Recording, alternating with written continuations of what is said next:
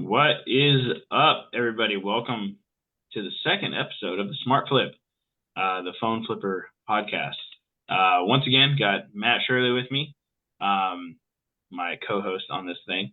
And then we got longtime friend and student Tyler Bass, and super happy to have him here because me and Tyler go way back to the days of David Kosciuszko and stuff like that.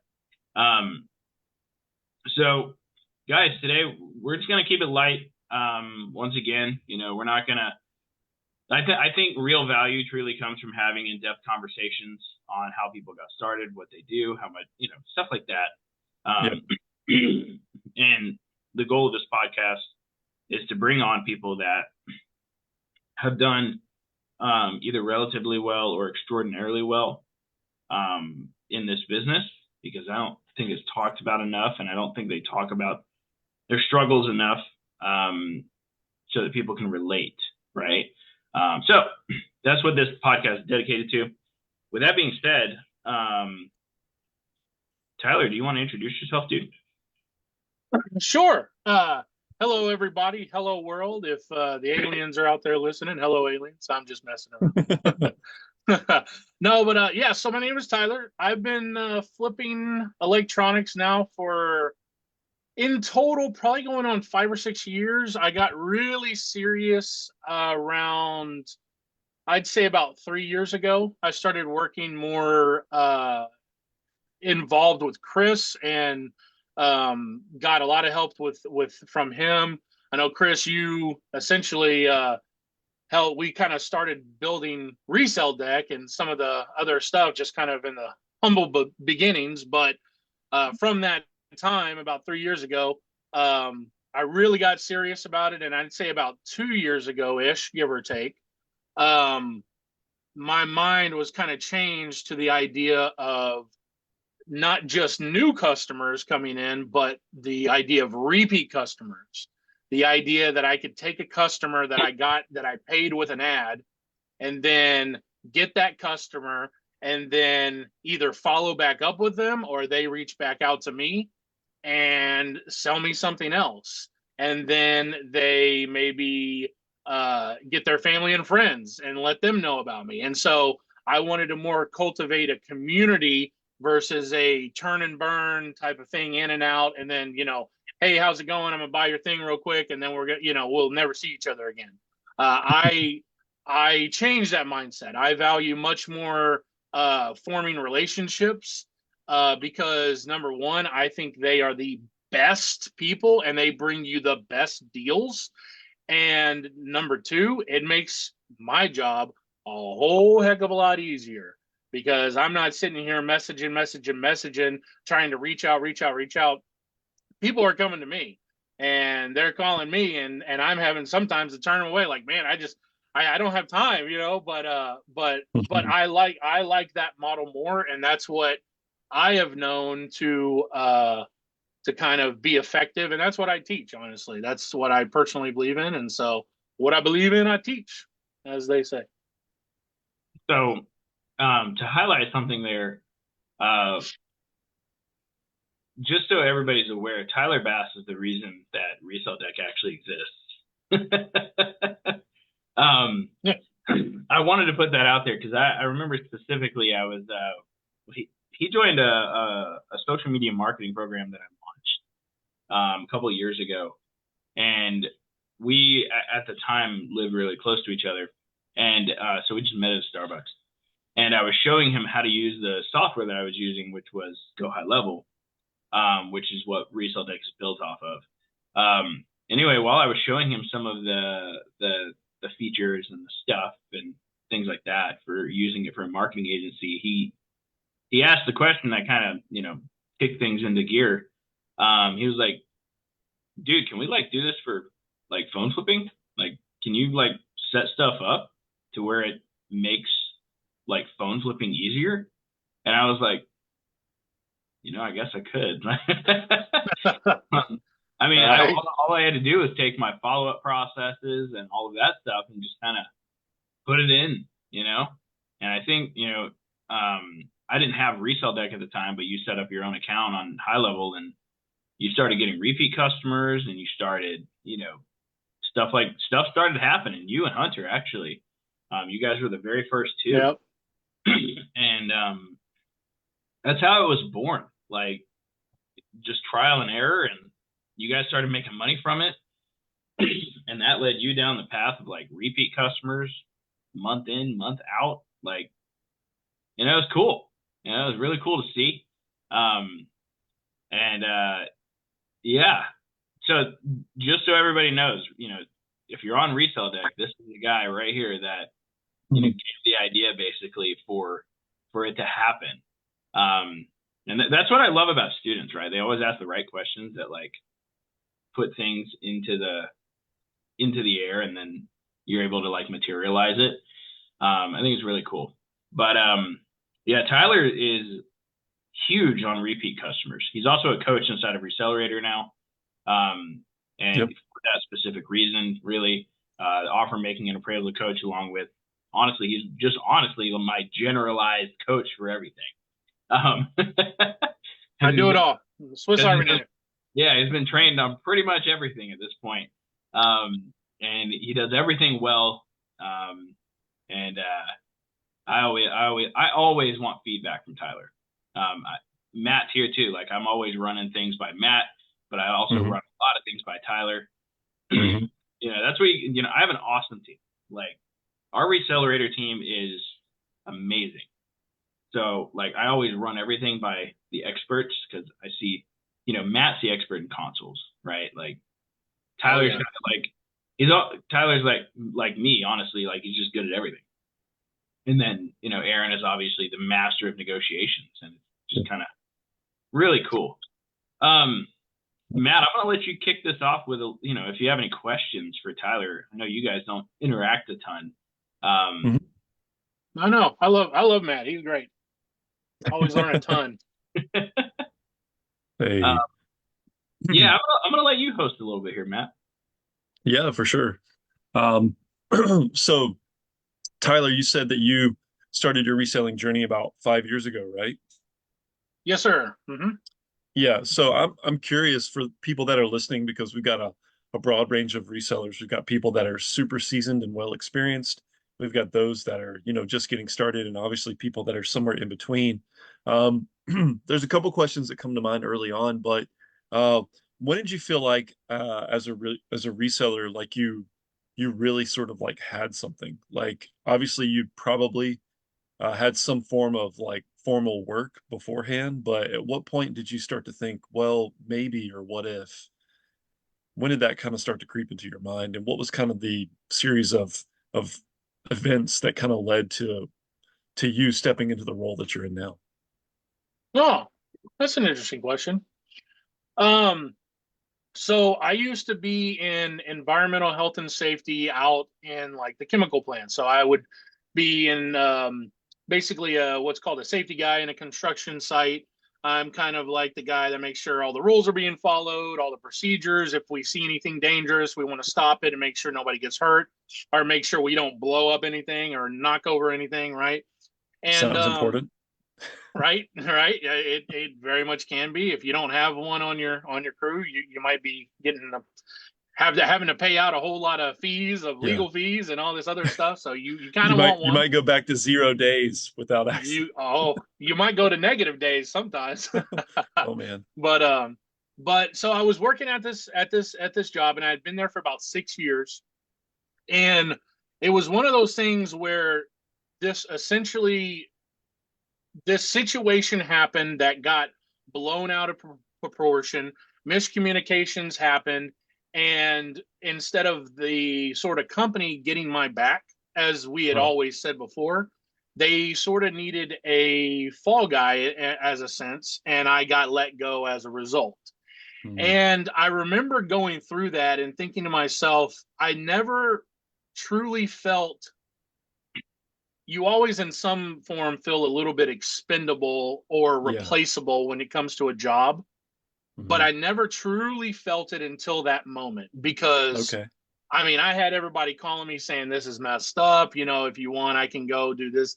And I'm like, no, no, no, no. It's mainly just one person, and what it's kind of like the big head honcho, and whatever they basically in order to save face with the companies they were working for, the clients, it had to be done the way they saw fit. Okay. And I always that feeling of someone else being in charge of my fate, I didn't like. Okay. And so from that moment on, it was the spark of I want to do something of my own business or own thing. I want to be in charge. I want to be at the helm of the ship and guide the ship where it goes. If it Yeah. crashes into the rocks, hey, that's on me. I was the one, I was Yeah. the one driving the boat, so to speak. So Right. I started looking into different stuff, and I found David Kosciuszko's course. Chris Okay. mentioned him before, and I just started following him, watching it on YouTube. I thought it was an interesting thing, and I was like, hey, when it comes to flipping, I know a little bit about phones, I know a little bit about some of Yeah. this electronic stuff, and I just from there got his course, and then just over the past 5 or so years, pretty much have been having ups and downs, right? But ultimately, it's kind of the path that just I happened upon. So. So that would have been like what, like 2018, 2019-ish, maybe? Yes. So I got let go in the beginning of 2018. Okay. Yeah, it was like January. That was Yeah. So, and then what was that? I didn't catch that. I was saying I was totally like unaware of that part of your story. Like I didn't know that you were like. Yeah. I think that's so interesting what you said earlier. By the way, for everybody who's interested, I also graduated college in occupational health and safety. So, Oh, Wow. there you go. and did nothing with it. I never got any job anywhere. But I want to highlight on something there. You said you never felt more like expendable than when you got fired at that moment, basically. It's Oh, always yeah. been so interesting ever since I became an entrepreneur, right? As an entrepreneur, it's harder to get things like loans and credit and like things like that. Like it's much Yeah. harder to do. When I've always seen like the inverse, right? Like I'm an entrepreneur. I can make my own money. This person Yeah. with a job over here can get fired at literally any moment and lose all their income. Mhm. I have to rely on me to I Yeah. feel like that's more secure in a sense, in my own opinion. Maybe I'm wrong. I mean, the banks have more data than I do. So, Yeah. but I mean, just saying, like I feel like I don't know. But continue on. Well, I Yeah, feel like no, I that. agree. Oh, sorry. Go ahead. No, you're good. You're good, Tyler. I was going to say and segue with that. Like, I feel like that, between what you're saying and what Chris is saying is like there's a really important thing to note here is that you can invest in a career or you can invest in yourself and use that to expand your career. But, what's the one certain thing is you're never going to be able to get away from you. Like you're going to be the steady constant in every single scenario. And it sounds like you had a bit of an epiphany of that regard as you kind of transitioned out of this season. So would you talk to those listening and talk to us a little bit more about maybe what that meant for you as you started to take Dave's course? Because obviously you took Dave's course, Chris took Dave's course, I took Dave's course, right? But So, gee, the way the way that those dominoes kind of like interacted with one another from there on all led us to the track, like the entrepreneurial like track. But what did that look like for you, maybe a little more sequentially? Like you probably didn't just flip a phone and then like, oh wow, 30 grand, right? So like what did that look like in a in like a little more detail? Could you put that under a I microscope for us I a little wish I could flip a phone for 30 grand. If bit? you know of them, let me know. Yeah. Yeah. I would love that buyer.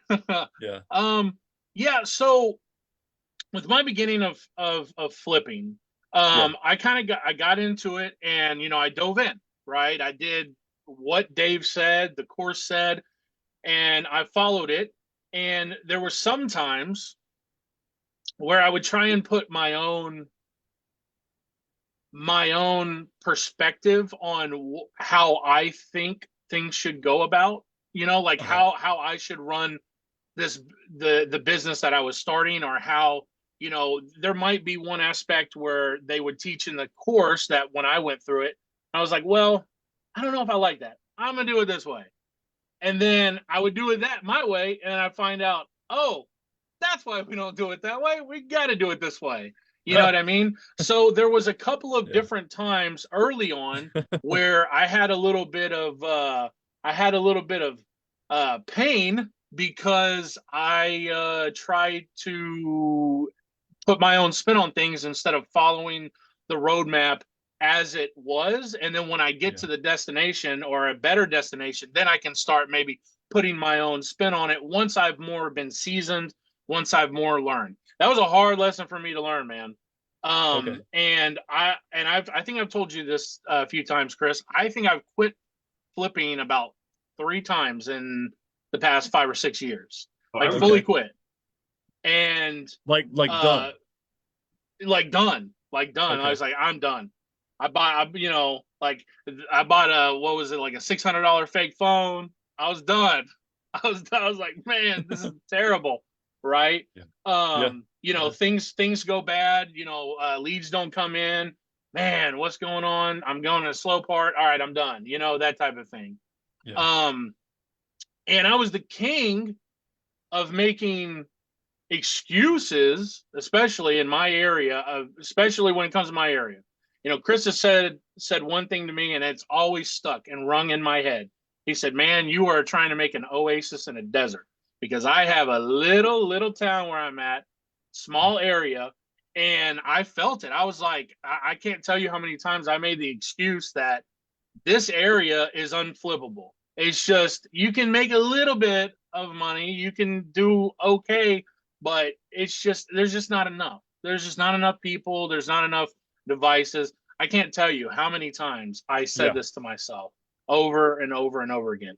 But when it came to about 3 years ago, I started really like, okay, I'm going to really stop making excuses, and I'm going to try and give, this is my last shot to give this thing my all before I really just, okay, I'm done. And once I started doing that, once I started working with Chris and actually following more of what the courses and these mentors that I had were telling me, I started seeing better results. But there was one pivotal moment for sure where I read How to Win Friends and Influence People. Okay. Such a great freaking book, man. It opened my eyes, and that is the book that I attribute to my pathway to understanding repeat customers that I can, I changed my viewpoint on how I saw people, and I changed it to not only, what can they sell me now, but creating that customer to sell me stuff in the future and to keep on churning and burning. And so it became more of my strategy was less of trying to get new people and really keeping the people I have and following back up with them on a consistent basis. That's one thing that ResellDeck helps a lot. That follows up a lot of the people for me. It's very, very nice, but I still follow up personally with some of my people as well.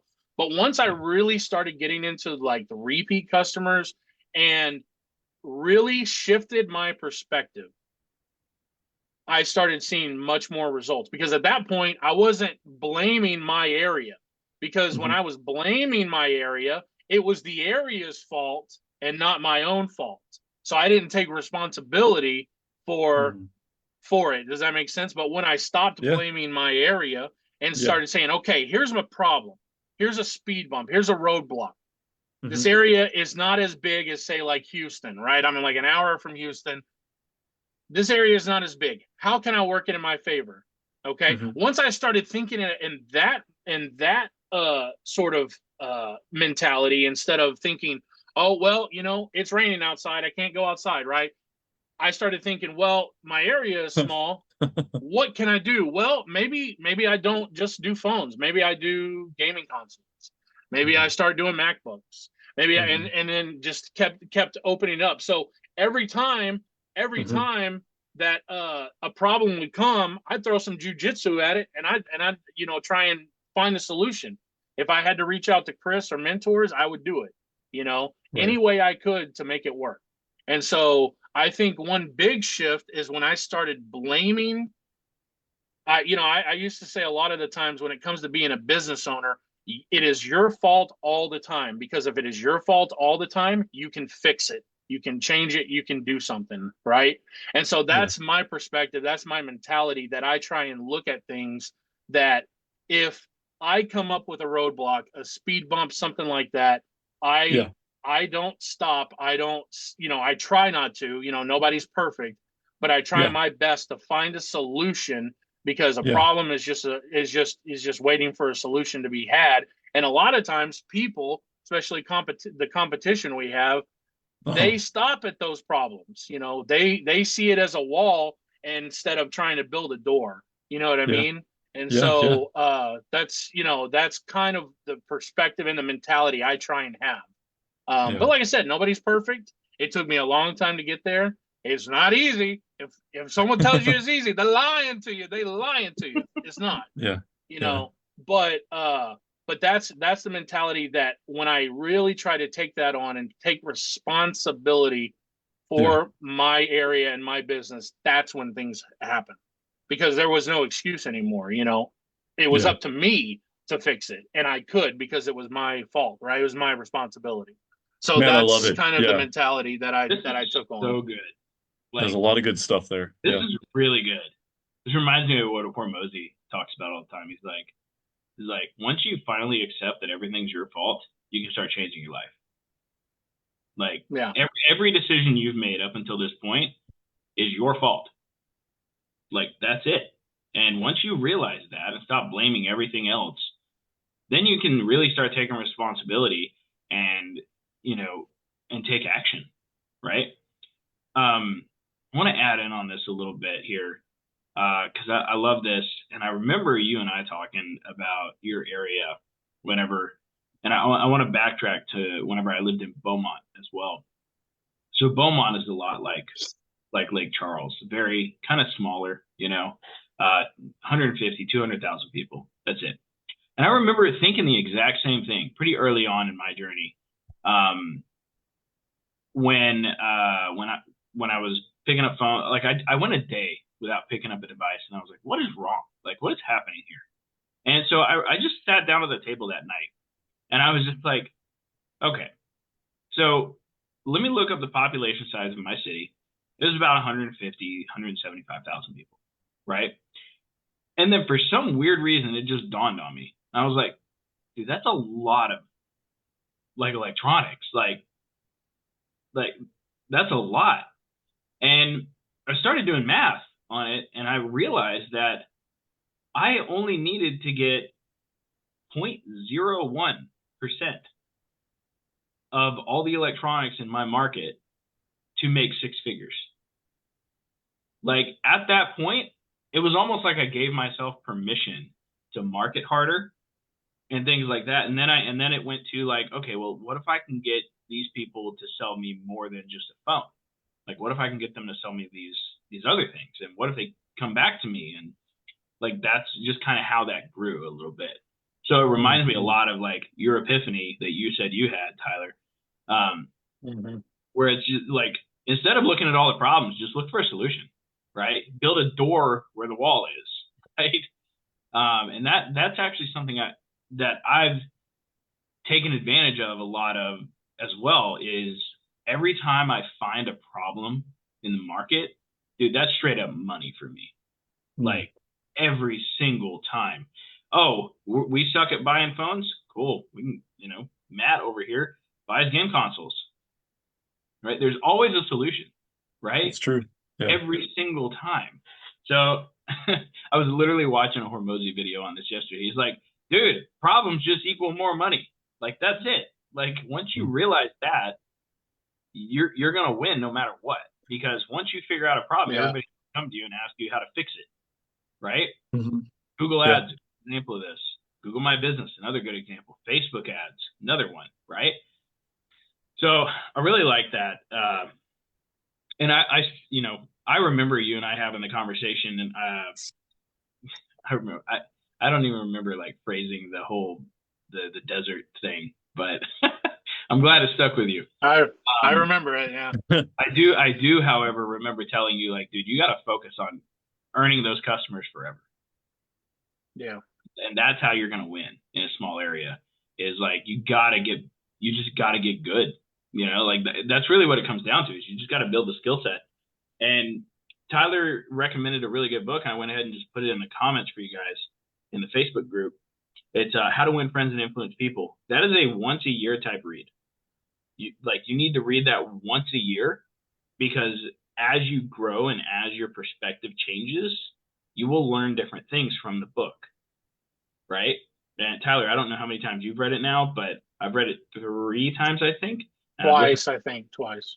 I've listened to it on audio, and every single time something different clicks, because you have and I think this is something a lot of people don't do is they don't like once they read the book, they got it, or at least they think they got it, right? Yeah. Not me. What you don't realize is the variable there. The variable is you.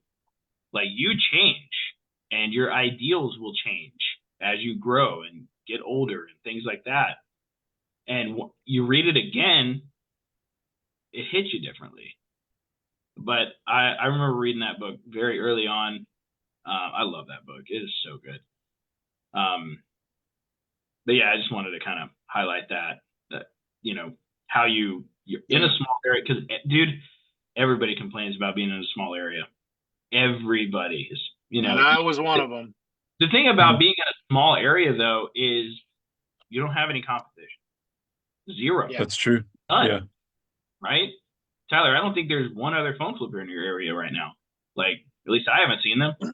Other than me. If they are, I'm not worried about them. Right. Yeah. I mean, you and me, whenever we get deals in each other's area, we just throw them to each other. So, but yeah, I mean, it's not really like, even if you have a town of like 3,000 people, right? A 15-mile radius, you're obviously going to have more than that. But like, that's 3,000 phones. It's probably about 2,500 other types of electronics, there's a lot of stuff. And Tyler, you recently started flipping ink toner or something like that. And yep. Freaking killing it with it. Yeah. Oh yeah. Yeah, that stuff's great. Those industrial toners and stuff. Yeah. Yeah. Yep. I don't say no, man. I mean, as long as it's legal, everything is good to go. Yeah. I mean, I that's what I tell my customers, like, yeah, just let me know. Let me see. All I can do is see if I can do something with it. And if I can, I'll buy it. For sure. Sure. Yeah. That's interesting. Thinking about some kind of things that I'm sort of hearing in between the lines as we're talking here is one thing you mentioned, Tyler, was it wasn't a literal shift in business. It was your perspective on perceived business that caused your business to actually change. The money was still out there. Like none of that had changed. Like the money, the opportunity to make that money was completely out there, but you learned the value of perspective, and as a consequence, you made a mind shift to reframe problems as opportunities. And I think that that's huge as an entrepreneur, as a business owner, because you have to consider, like, okay, what did that force you to do? It forced you to innovate. It forced Chris to innovate. It forced me to innovate. Like, it literally put all of us under a pressure point where it's like, okay, well, how do I pivot under these circumstances? And if the circumstances aren't bound to change, where's the change need to happen? Well, it needs to happen in me. It needs to happen with Very how true. I'm seeing this.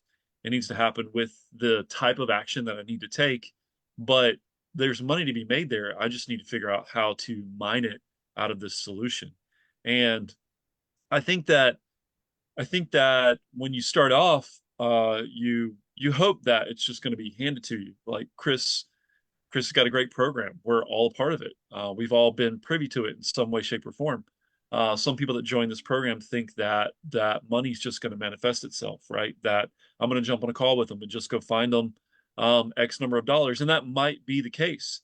But that's literally just one way of making money here. The money ultimately is, I think, the people that do best in this industry, in this business, and also in this course are the people that are, they have the moxie or the wherewithal to, like, go get it. Like, I've got to figure out, how am I going to work my area to produce on my behalf? And what are the solutions that I'm going to put in play if I am in a town that's like I was literally like 2 weeks ago I was on a call with somebody within the program right now within Reseller in a smaller town, and I just said to him, I said, look, man, the money's out there.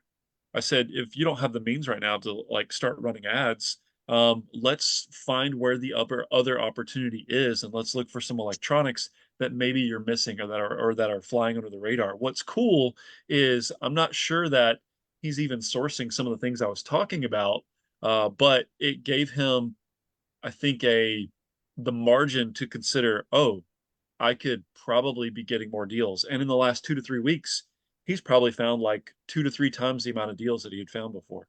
And I even told him that. I was like, dude, well done, man. You proved to yourself that the opportunity was there just as much as it was before. Um, you just started looking at it from a different angle and took responsibility for what you had and made it work for you, which doesn't seem like it's that difficult, I think, to, wrap your head around. But I mean, I'm pretty sure we're all guilty of making excuses in some way, shape, or form for why, I'm not making as much money as that guy that you're looking at that's been in the flip game for 3 years, 5 years, Yeah, 7 years, right. whatever it is. Yeah. So on that topic there, like a lot of people, so we get a lot of people that join the program that, I want to be doing the numbers that Aaron is doing and that you're doing and that Tyler's doing and all of that. And I'm like, you know how many like years, like experience years that have been put into that? Like a lot of people look at things in time, like the regular year format, but let's talk about like experience, right? Time or experience years, in my opinion. You could even call it experience points if you play video games, right? Yeah. So I like to kind of look at it that way. Like if you can gain enough experience points, you can be really good at something, right? Like insanely good. Like for a really good example here is actually Tyler with eBay. Like Tyler is probably one of the best that I've ever seen when it comes to like winning cases on returns and refunds and all sorts of stuff. I even go to him whenever I see stuff. Yeah. Like because he has so much experience in the area that honestly, dude, you could charge for it legit. Like you can probably publicize the cases that you've had on YouTube and make money helping people get through their cases. Like real stuff there. And you just have a lot of experience points in that area.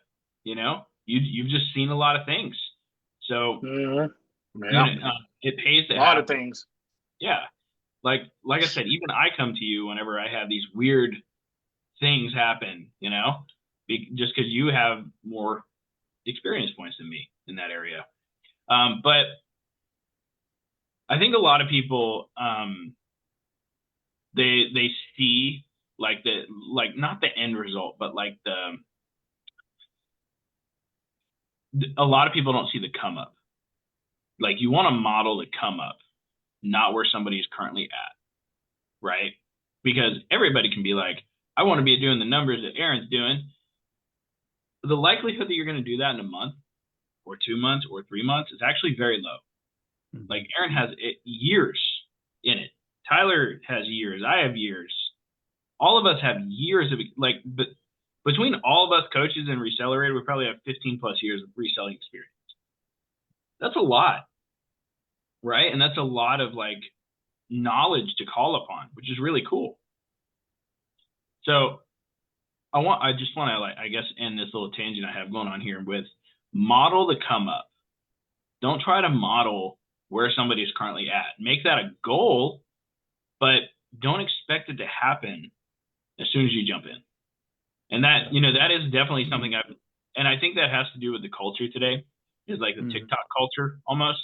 Is like you can post a video and get 1 million likes or 1 million views insanely fast now, right? So, but like, let's be real, like most of the time you're not making anything off of that the first time. It's the continued effort that goes into it where you start making money. And Yeah. that's kind of anything, right? So I think if people start looking at things more of like, okay, I plan on doing this for 6 months, then you'll start seeing the real results that you want to see, and you'll build Yeah. the skills. I mean, Tyler, since you started a reselling business, dude, like what are the main skills that you've built, like business wise, just general business? Oh, wow. Well, one of the skills, well, I think the skill of blaming, like we talked about before, is definitely a skill that you should do. You know, as a leader, you need to blame yourself. That way, you can fix the problem in any sort of capacity. One skill that I know I've gained, I know this may seem like a little bit of a somewhat silly one, but I can talk to just about anybody at this point. I've met so many people, and the people I meet, my main goal is when I meet people is I want them to be comfortable. I want them to have a positive experience when they meet me. And as we know from the book that of How to Win Friends and Influence People, people love talking about themselves, Yeah. right? People love talking about themselves. I know it seems silly, but it's true. So I just, take an interest. I usually will ask something like, hey, what do you do for a living? Oh, that's interesting. What's that? What's the biggest challenges you have in that? Just getting people to talk. And so that's an absolute skill that I may have had a little bit before, but I've more had to cultivate it through just the sheer amount of people that I've Yeah. met. And so that's a surefire skill that I think that anybody in this business will gain. Just the Yeah. ability and the comfortability with meeting new people and be able to be confident in your skills and your abilities and confident in what you know. Yeah. And that is kind of an electric thing, and people are drawn to that. People are drawn also I would say, and Chris, this is one thing that you've really pioneered, is the idea of being completely honest with people and not trying to be the slimy salesman. Hey, you want to come over? No, like actually saying, look, I'm I'm in this for a win-win deal. It's got to be a Yeah. win for me, and it's got to be a win for you. If it's not a Yeah. win for you, I'd rather pass, shake hands, come back to me maybe when you got another deal that's better. But I do not want you feeling bad when you meet me. I want no negative emotions. Why? Because I care about your future business. I don't want a one and done. I want you to come into the fold. I want you to be part of the family. One of us, right? I want you to be, I want you, I want to create that thing, because I know that's where the true value is keeping you as a customer, and not just like, what kind of weird deal can I get over on you? Oh man, I got him this time. One of the things I tell the students all the time is, if your customer thinks they won, good. Let them think they beat you up. That's what you want. That is what you want. You Yeah. don't tell them that, hey, you're the one winning here as well. But I personally take it as a mission to make sure every customer that I meet has a good experience. They leave better than they came into the Starbucks or wherever we're meeting at. Because I know that that's what's going to bring them back to me. And I think that a true valuing your customer, and also the good business ethic of being honest with people, because there's so many industries and so many things and people nowadays that are dishonest and are not telling you the whole truth. And when you can be like, hey, here, I am being honest with you. Let me show you. Bam. Here's appraisal that I thought. Here's sold listings. This is why I'm offering the price I'm offering. Unfortunately, it won't sell for $2 million. It's only selling for about 300 that I can see. So unfortunately, I can't give you $1,000 for it. I'd have to give you this, right? That's honest. That's black and white. That's facts. And not a lot of people do that. And I think it is a real sort of side of strength that you can do that and be like, hey, I'm being honest here. And it's more of a power move. Like, the ball's in their court. You make the offer and here's the deal. And if you can't do it, hey, I understand. It's no big deal. Come back to me when you can do a deal. And then we follow back up with them, because that's the competition doesn't do that either. So also following up is a huge skill, as goofy as it sounds. Like, you need to follow back up with your people, because most people don't. And most people sometimes there's people that need a couple of days to just, try and sell stuff on their own and do things more of the harder way to figure out that, maybe the easy option is what they're really wanting, and so that's what we offer. We offer to take on the headache of selling and all that stuff. They just can get their cash and go and, get back to the things that are really important, like friends and family and all that good stuff. So, those are a few I'd say for sure. I'm sure I could list more, but that's just off the top of my head. Tag along, unless you got something to add here, quick, Matt. I want to tag along. Go for it. Yeah. Yeah. So a while back, like, it wasn't like. So we all took Dave's course, right? In that program, we were just told really to make the offer, right, and negotiate in a certain way and stuff, right? But whenever you said that I pioneered the whole like being honest with our customers type thing, I resonate with that a lot because that was a learned skill, right? Because in the reselling industry, a lot of times, especially when you're new, you don't want to be honest with the customer. You don't want to tell them what you're going to make. Like, it makes you feel weird, right? So so nowadays, dude, I'm just straight up with them. I'm like, look, I run a reselling business. Here's what I do. I have to make money. It's got to be a win-win for both of us, right? And like, I've had customers that are just like, how much are you gonna make off this deal? I'm like, make about $100, and they're like, oh, okay, cool. I thought they were gonna get mad the first time. Like, I legit thought so, right? I thought they were gonna get pissed. You're making $100 off me? What? Are you serious? Like, I thought that was what was gonna happen.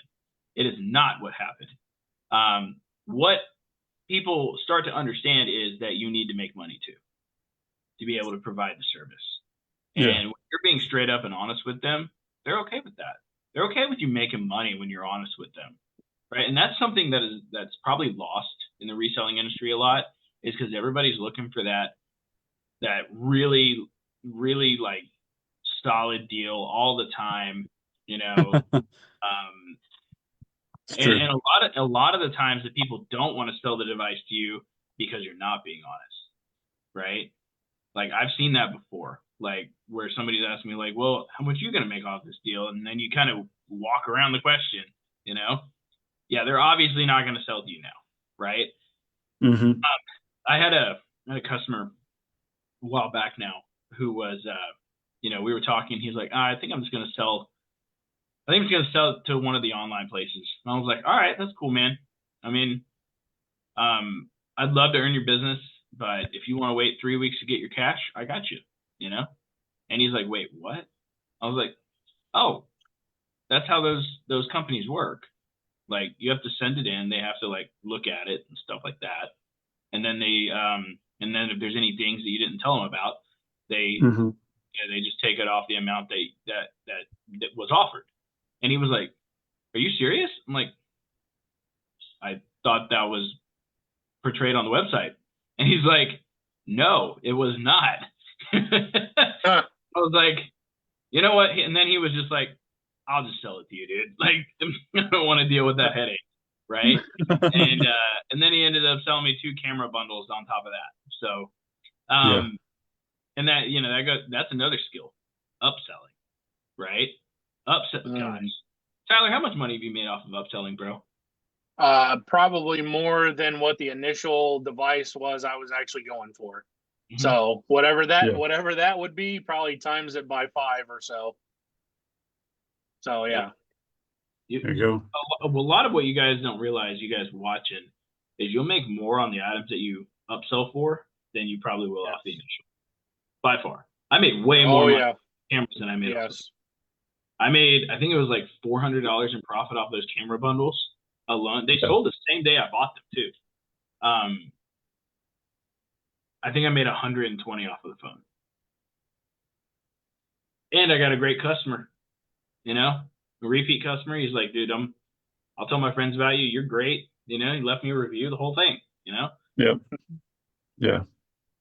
That's I had a funny. lady one time, I closed an iPhone and I said, yeah, I also buy, this, and this, tablets, laptops, gaming consoles, the whole 9 yards, even drones. So, oh, okay, cool. I think I have some stuff I'm bringing. That lady brought me 10 iPads. I was like, I love you. You can you please be my customer? I'm gonna take care of you. You know what I mean? She brought me 10 iPads. I was like, oh my goodness. Yeah, and I bought them all. Yeah, it was fantastic. And like you said, like made way more on those iPads than I did that one little iPhone or whatever it was. That's awesome.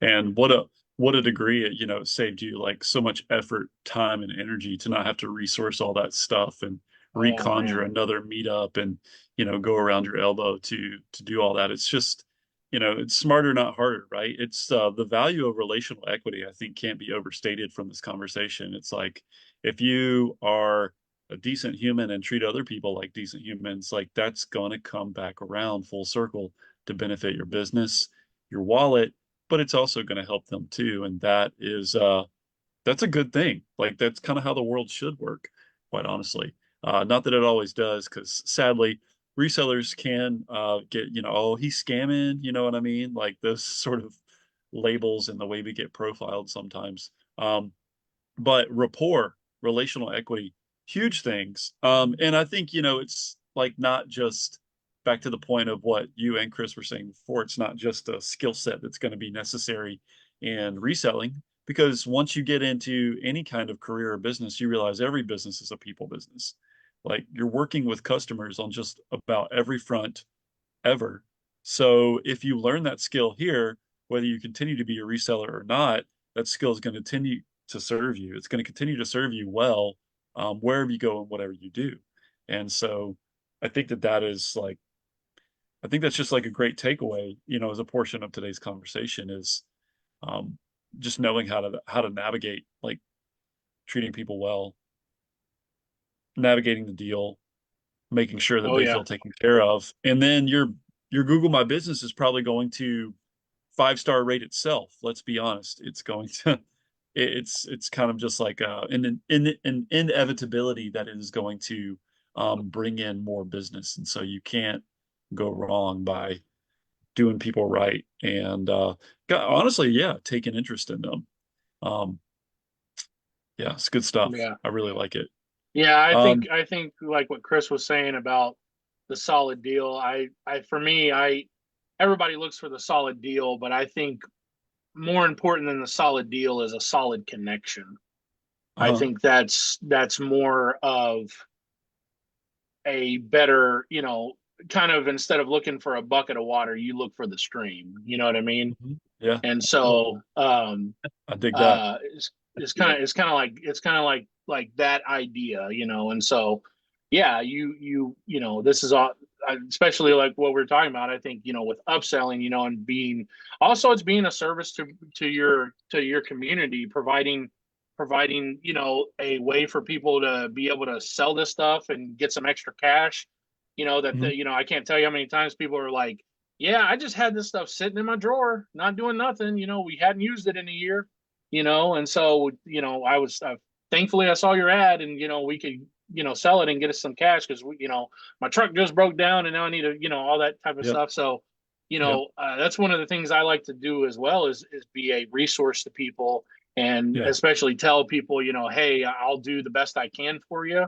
yeah, And, if I can, I may not be able to take this certain thing, but if we can make a big bundle deal and I can try and make it work and figure it out, I will, and so I think that's also a big part of it as well. But I think, like I said, trying to create a solid connection that then, furthers your connections to other people, like yeah, Chris always likes to say, make an extension of yourself.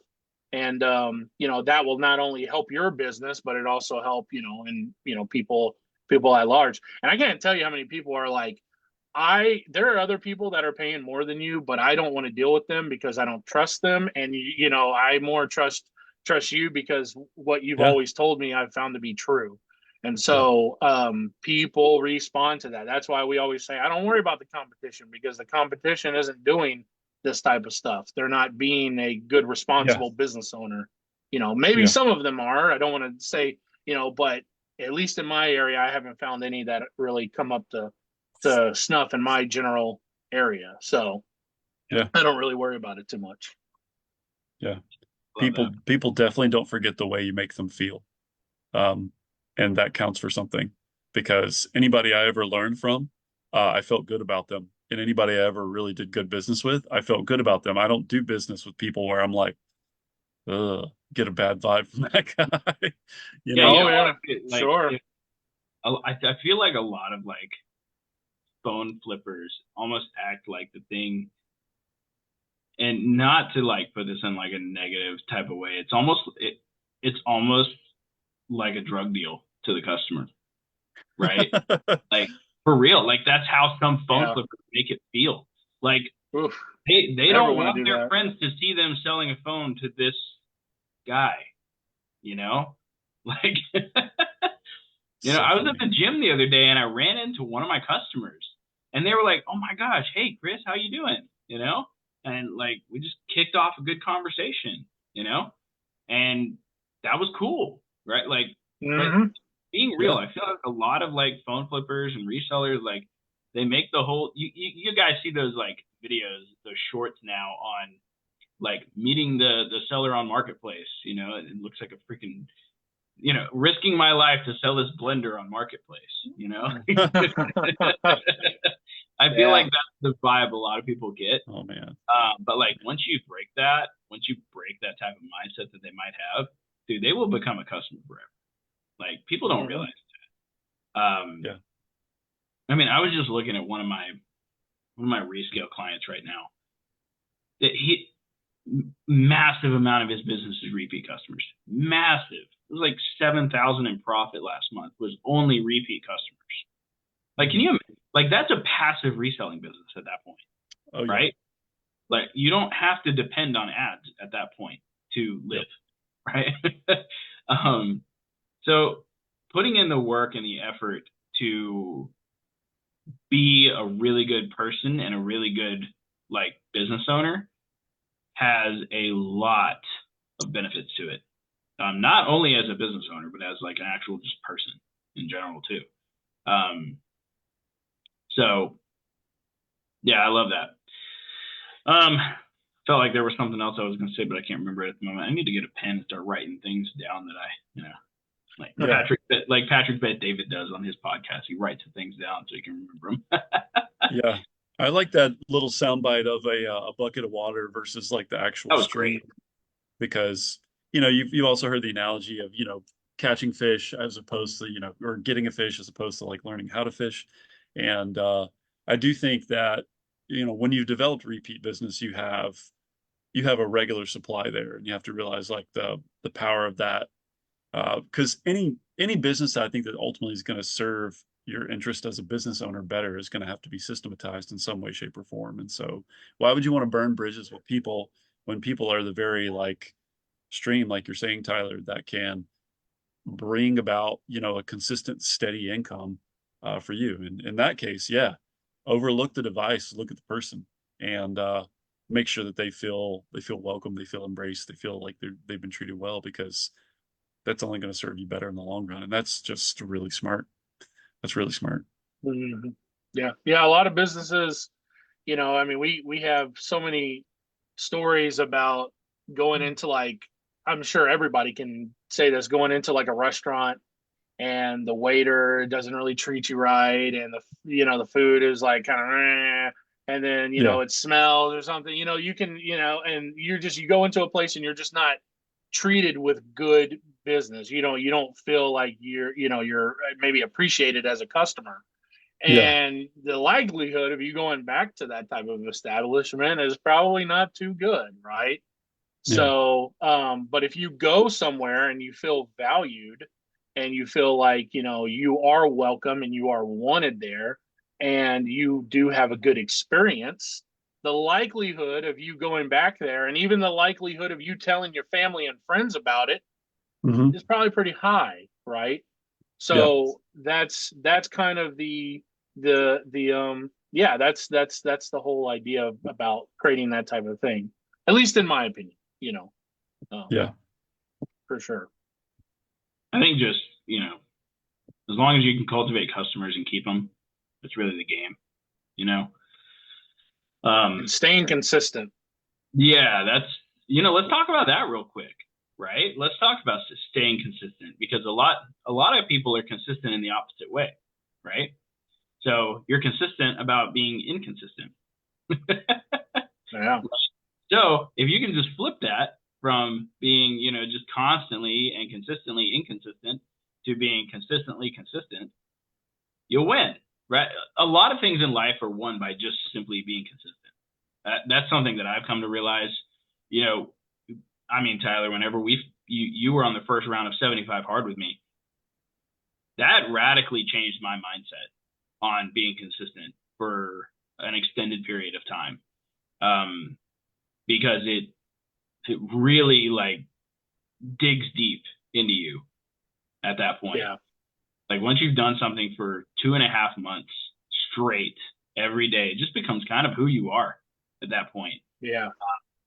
For me, if I don't go on a walk and go to the gym, because that's my stuff. My cardio is just a walk. It's good for clearing my head.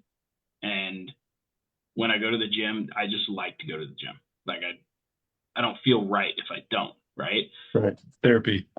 Yeah, it's therapy for me, for sure. And stuff like that. Like I think a lot of success in life is just attributed to consistency, and everybody notices the overnight success after 5 years, right? It's true. This is how they see it,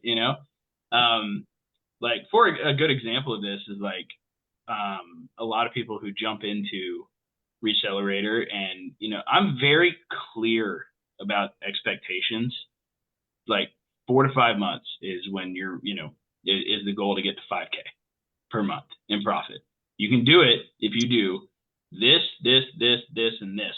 Now a lot of you guys are going to ask, like, what are those things?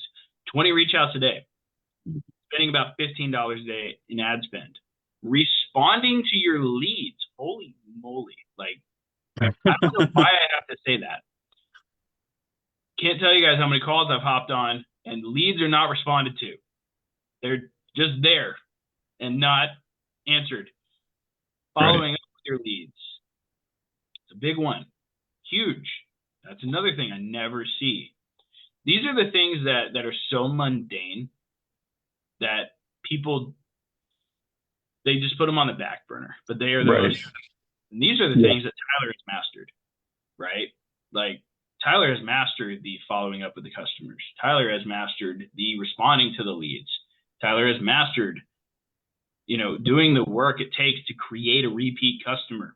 Because I have in ResellDeck, I have an entire section on how to create a repeat customer.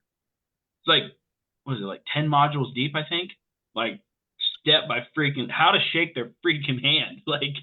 And it was my process, on how I just consistently created repeat customers on a daily basis. Yeah.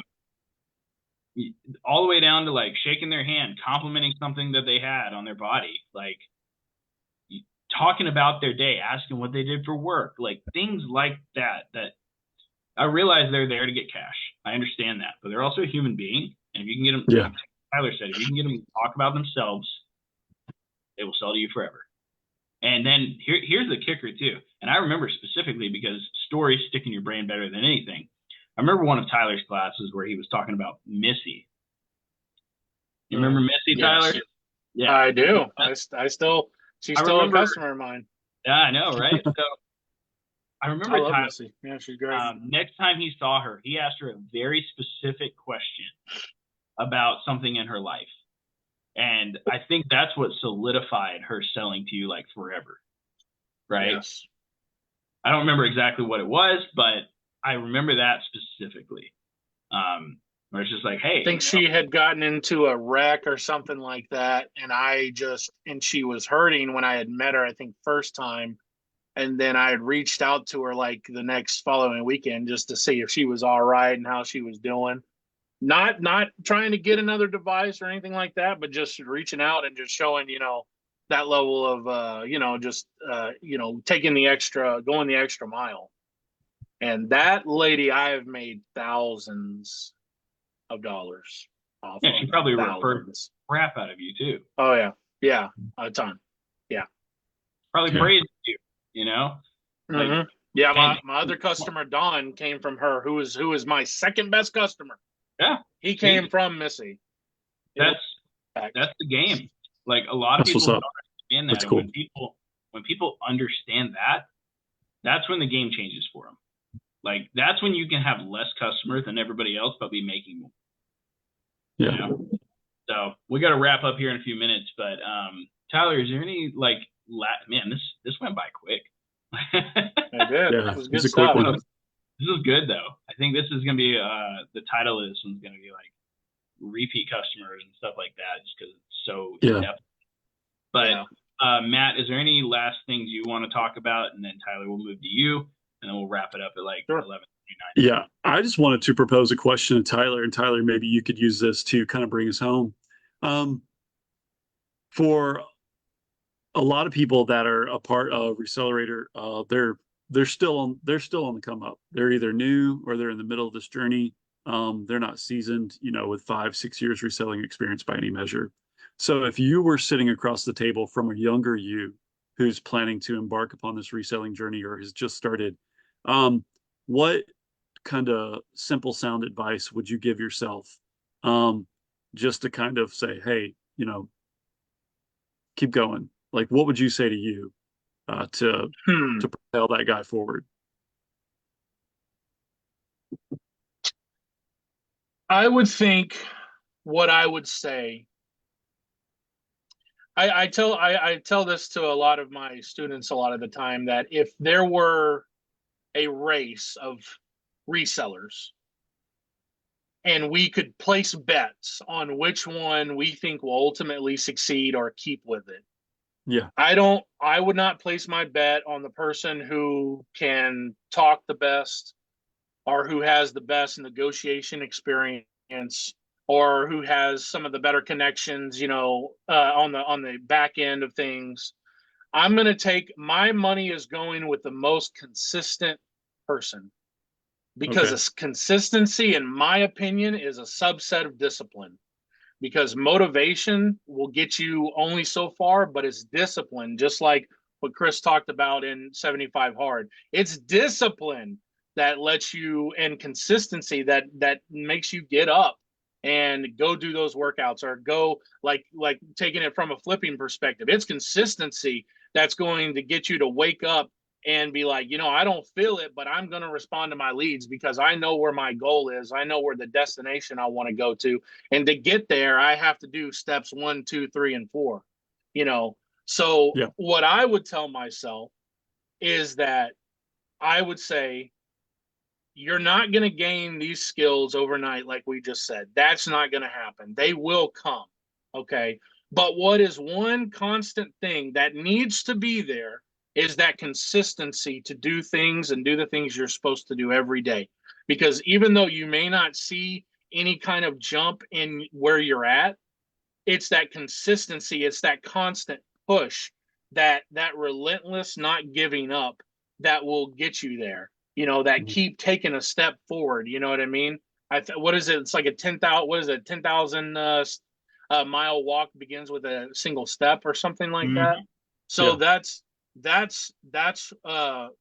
what I would say, is to stay consistent.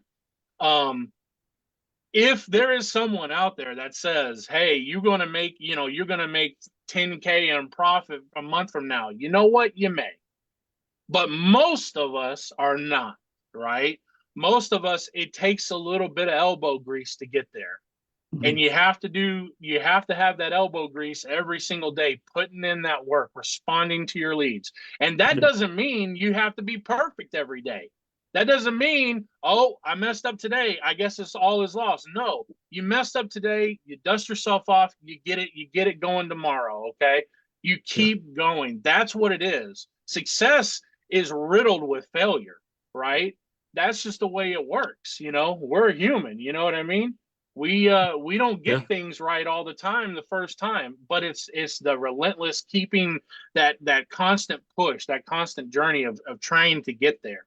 you know. And the great thing about like what, you know, with Reseller and things like that, the roadmap is there. You just got to walk it, right? And you got to walk it. You can't walk it by sitting down and turning back around, even though that's the easiest way to do it, right? Yeah. And just, Yeah. you know, sitting there. There's a great quote that I love. I'm going to get a tattoo of like the man in the arena at some point. But can I read you guys a quote that I love? Go for it. I read this on my class Wednesday. It fires me up every single time I read it. It's by Theodore Roosevelt, one of the greatest presidents, you know, was elected 4 times. I love this quote so much. He says, "It is not the critic who counts, not the man who points out how the strong man stumbles, or where the doer of deeds could have done them better.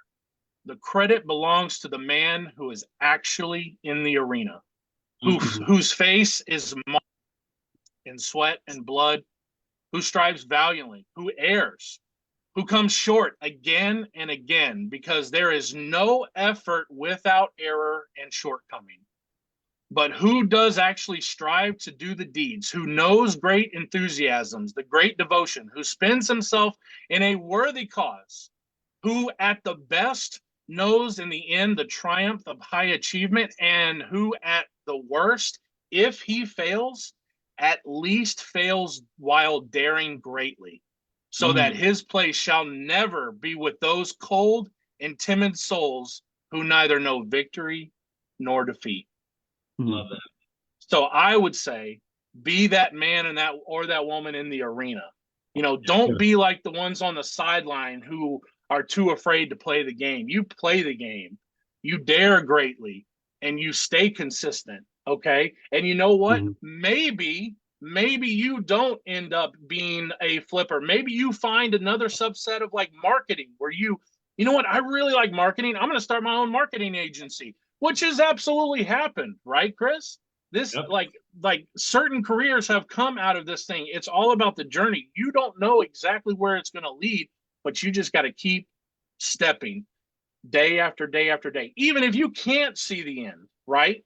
Even if you can't see what's coming, it just takes that sort of constant thing of saying, you know what? I may not know everything now. I may not be good at everything now. I may not have it all figured out, but I'm going to keep going and keep pressing on, because where the destination I'm trying to go is worth it for me, my family, my life in general, right? And that I think is what it's about. And what I would hopefully impart upon myself. Now, whether I'd listen, that'd be another thing. Well, I think with that, guys, we're gonna close this thing out because that was amazing. I do gotta hop on another call, but Tyler, dude, appreciate having you here, man. I appreciate it. Matt, always a pleasure. This has been another episode of the Smart Flip, and hope you guys enjoyed it. So thanks for coming on, guys, and I'm gonna go ahead and wrap this thing up. Later.